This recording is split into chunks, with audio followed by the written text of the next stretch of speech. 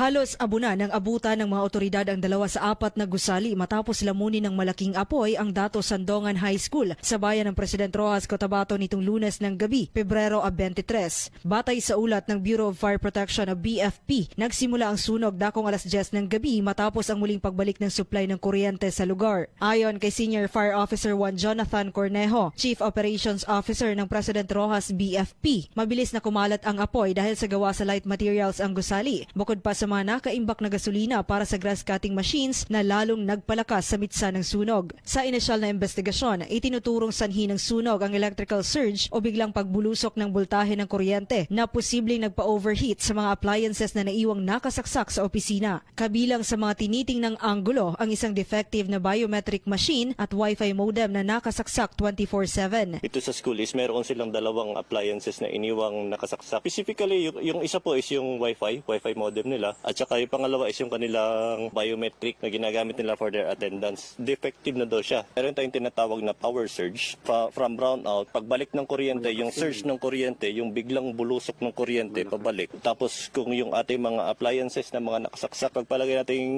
medyo luma na or substandards, baka hindi nila kayanin yung surge ng kuryente. Aminado ang BFP na nahirapan silang rumesponde agad dahil sa layo ng paaralan mula sa sentro. Dahilan upang tulong-tulong na lamang ang nasa 50 residente at ang tagabantay na si Joldin Itong sa pag-apula ng apoy gamit lamang ang mga drum ng tubig. Tinatayang aabot sa 2.8 million pesos ang kabuoang halaga ng pinsala, kabilang ang gusali at mga kagamitan sa loob nito. Dahil sa insidente, muling nagpaalala ang BFP sa mga establishmento na i-upgrade ang kanilang circuit breakers at tiyaking laging binubunot ang mga appliances bago umuwi upang makaiwas sa kalintulad na trahedya. Joanne Oranio, NDBC Bida Balita.